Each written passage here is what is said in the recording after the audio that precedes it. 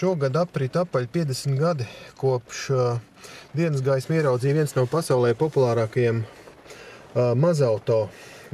Es pat nebaidīšos šī vārda kulta auto Mini. Sir Aleks Isigonis būvētais mazauto jau ir palicis, diemžēl, pagātnē par spīti daudziem fanu pūļiem un filmām, kas par viņu uzņemts, un pat grāmatām. Mazais auto, kurš iemācīja mūs to, kad īstam mazauto jābūt ir priekšpiedziņas ar šķērsām, priekšā šķērsām virs asu novietot motoru, tātad iekšā plašāku nekā skatā no ārpuses.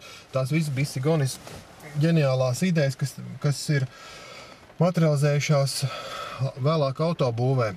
Kopš 2001. gada pasaulē tiek ražots nevis otrās, bet pilnīgi jaunas paudzes Mini, kas ir BMW AG meitas uzņēmums un viņas Oksfordas rūpnīcā Anglijā tiek ražot šis auto. Jūs priekšā patreiz ir viena no jubilejas 50 gadu, Mini 50 gadu jubilejas modeļu sērijām. Tātad viņas ir pavisam divas, MyFire un Camden. Šajā gadījumā mēs sēžam Mini Camden. Tātad mēs redzam, ar ko šis auto atšķirās no parastā Mini. Uz radiatora rests ir apaļa emblēma 50 gadu, tāda pat ir arī aizmugurē. Šeit jūs redzat tādas simpātiskas sliekšņu uzlikas. Nebīstieties, nosaukšu cenu. Šīs paketes starpība ar parasto Mini Cooper S ir aptuveni 5,5 līdz 6,000 eiro. Versija, kurā mēs sēžam, maksā 27,900 eiro, bet tas ir visjaudīgākais Mini Cooper S ar 1,6 litru turbo motoru, 175 zigspēku, ko BMW ir uztaisījis kopīgi ar PSA un kas tiek likts arī jaunajos Peugeot 308 CC, ko jau mēs redzējām. Un tātad pa Mini. Mini ir visskaistākais, visjaukākais, vislabākais auto tad, ja jūs dzīvojat pārpildītā lielpilsētā.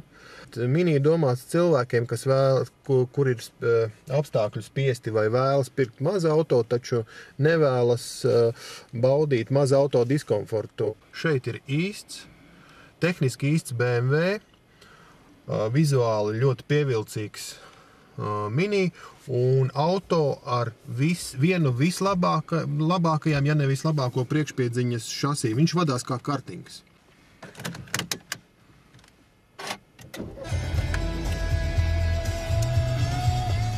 Tātad šis automobils prot ar mums runāt.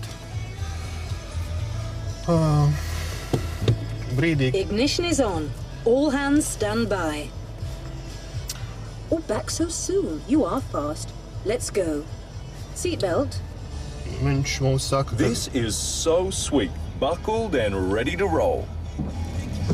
Very good. Safety first. Redzat, es esmu piesprādzējies atšķirībā no Jūra. Viņš man sauc par treneri.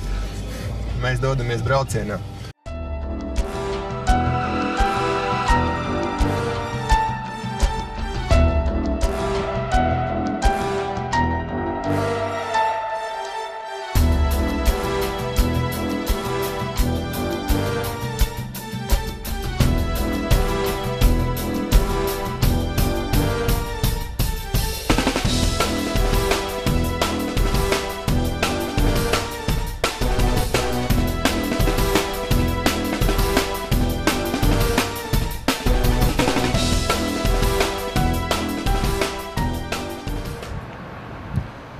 Kā mēs redzam, demo auto ir nācis no automobīļa dzimtenes no Minhenes, no Bavārijas, kur ir BMW galvenā rūpnīca. Tas demo auto ceļo pa Baltijas valstīm.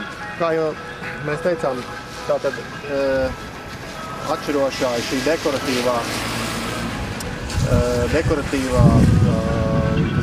zīmotne, nedaudz vairāk kroma bumperī, aptumšotie lukturi. Šeit jūs redzat Camden tādu interesantu uzliku līdzās pagrieziena lukturim. Interesanti veidot ir tātad ārējos kloguļu korpusi. Un šeit jau, kā mēs minējām, jau tas slieksnis, divkrāsu krāsojums. Bagāžnieka kā tāda mazajā auto, var teikt, ka nav. Šis tilpums ir nedaudz vairāk par 50 litriem, bet, godīgi sakot, par tos mēs šeit neieraugam. Taču mēs iegūstam ar vieglu tādu rokas vienkārši, divu tādu taustiņu paraušanu, mēs nolaižam atzveltnes un iegūstam salīdzinoši lielu kravas telpu. Teiksim, ja mēs 2 cilvēku ģimenē vai ģimenē ar maziem bērniem pilnīgi pietiekami. Protams, par šo tātad naudu jūs 27 900 € Camden gadījumā. Tas jūs iegūstat jubilejas modeli līdzīgi kā, piemēram, Volkswagen Golfam GTI ir arī limitētās sērijas. Iekāpšana ir salīdzinoši tā neērta, bet jā, jūs varat izvēlēties vai starp priekšējo pasažieri un aizmugurējo, vai kā arī, protams, pārvadāt 2 mazus bērnus aizmugurē. Vietas starp sēdekļiem normālā gadījumā aiz manis sēžot ir aptuveni 10 centimetri. Par šo turbomotoru mēs jau minējām tādu 175 zirgspēku un 1,6 litru tilpuma turbomotors. Viens no pēdējo gadu balvām bagātākajiem Engine of the Year un tātad gada motors dzinējam šajā turbomotoru tilpumā līdz 1,6 litriem. Durvīm nav logu rāmja. Tas padara automobīlu sportisku stilīgu un piedod viņam tādu sportiskas kupējas elegants ar dārgas GT sportiskas kupējas elegants. Gribās nedaudz pievērst uzmanību šim vispār organizācijai un idejai, kāda ir jaunajā Mini. Tātad, šeit jau jūs redzat, Juris mums demonstrē vidus konsoles lejas daļā atrodas interesanti tātad vienkārši saprotams, starp citu.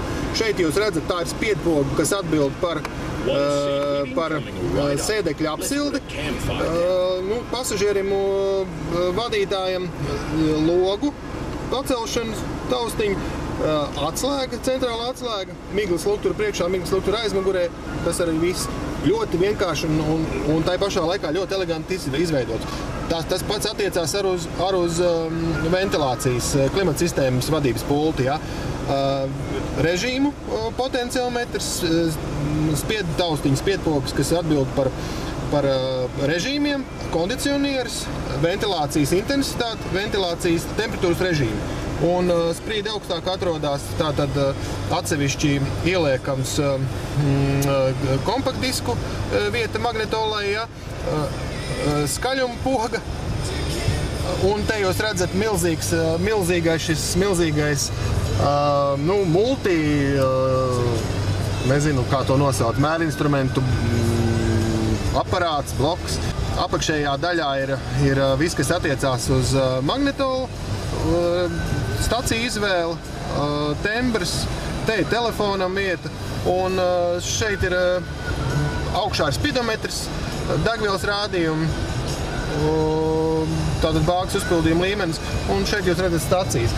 Interesanti, kad takometrs atrodas tieši uzlikts uz stūras kolonas un bīdās, redzat, stūra bīdās visās iespējamās dimensijās, gan dziļumā, gan pa vertikāli, ja?